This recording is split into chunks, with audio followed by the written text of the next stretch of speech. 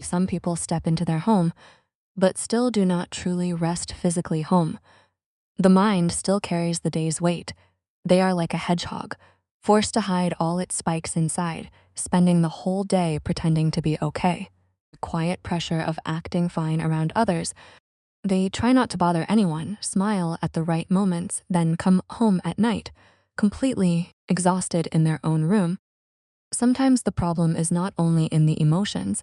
The weary mind finds weight in quiet places, in unfinished tasks and a room's gentle shadows. It is also in the desk full of papers, the harsh light, the unmade bed, and the doorway that makes the body feel, I am still not allowed to relax. Imagine a character named Minh. Minh is not lazy. Minh is just deeply tired. His mind and body feel overloaded. Every morning, Minh opens his laptop. Among tangled charging cables and old coffee cup, unfinished papers, and cold white, ceiling light, silent mental pressure. The space does not scold Minh, but it silently pulls his attention in many directions. At once, his attention scatters among the unfinished objects, leaving his mind tired and overwhelmed. Minh sits down at his desk, but before he even begins, his eyes land on an unpaid bill. One small unfinished object can quietly interrupt focus. As soon as Minh places his hands on the keyboard, he notices yesterday's old cup. Small leftover objects can quietly pull the mind away from the present moment. A small corner of the room becomes a silent to-do list. Unfinished objects quietly remind the mind of everything still waiting. A tired room heavy with silent reminders. The brain sees too many unfinished signals. Focusing often feels heavier. A tired brain, the silent pressure of unfinished things. A tidy room does not instantly make someone happier. It has quiet limits. There is realistic hope, but no distant change, just a softer beginning. Space is not magic, but in many cases, space can be a signal. A quiet room softly tells the body when to work, rest, breathe, or stay alert. It can remind the body, this is where work happens. This is where rest begins. This is where breathing can slow down. The body feels safer. Instead of forcing himself to clean the whole house, Minh begins with one tiny area, a desk space about the width of one arm. With less pressure, he starts gently, a quiet sense of control. Minh takes the old cup to the kitchen. He coils the charging cable. He places the papers into a folder. He leaves only his laptop, a notebook, and a pen.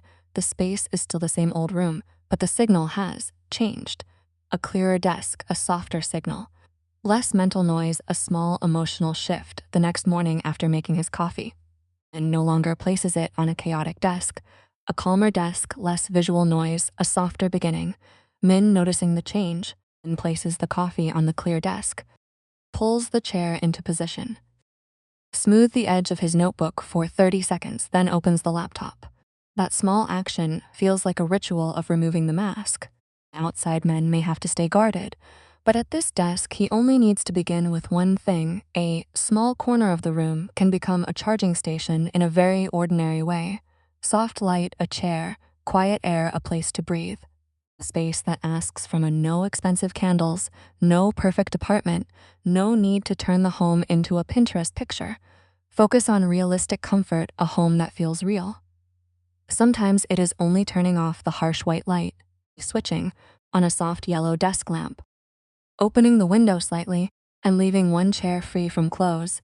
If the bed is the first thing they see after a long day, let it send a softer signal, a calmer visual signal as the body slowly lets go. No need to clean the room perfectly, just straighten the blanket. Place the pillow to one side and put dirty clothes into separate basket up there. That's enough.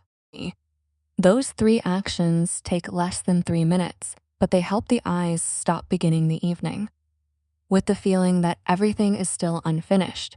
If the doorway is where they always drop their keys, a bag and bills, place a small tray there. The doorway is a transition between the outside world and home. Leave the day outside. Every time they come home, the keys rest in the tray, the bag hangs on the hook, and the shoes face one direction. Not to become a perfectly disciplined person, but to give the body a clear ending. The outside day stops here. If there is a small resting corner, let it truly be a place of rest, a chair, a book, a glass of water, and soft light, a room that feels less demanding, No laptop, no papers, nothing that needs to be handled. A resting corner, free from tasks, pressure and mental noise, a space that asks for nothing. When Min sits there, at the end of the day, he is not trying to heal himself. A tired body finds quiet rest in a place that asks nothing more. He is simply giving his body a place that asks for less. A tired body finds quiet rest in a space without pressure, a place that asks for nothing. The important thing is not to turn organizing the home into another way of blaming yourself. It's okay to feel exhausted.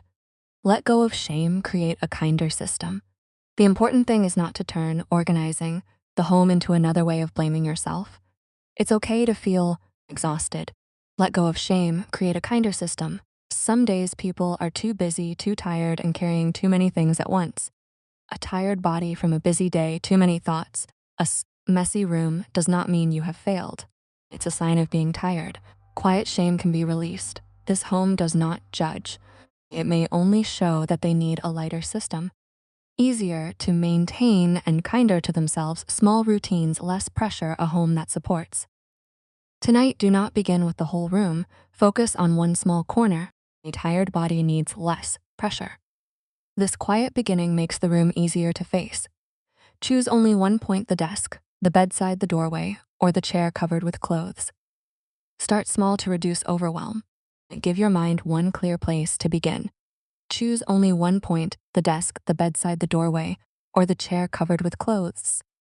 Focus on starting small, reducing overwhelm, and giving the mind one clear place to begin. When it is done, stand still for a few seconds and notice the difference in the light, the desk, the empty space, and the breath. A small space cannot solve every problem in life. It can offer quiet support, a gentle beginning for a tired person. But life problems often remain, but it can become a gentle enough starting point for someone to return to themselves. In a quiet room, a tired person finds soft relief, but it can become a gentle enough starting point for someone to return to themselves. In a quiet room, a tired person finds soft relief. Sometimes they only need a room that stops reminding them to stay strong. A quiet room where a tired body can finally rest.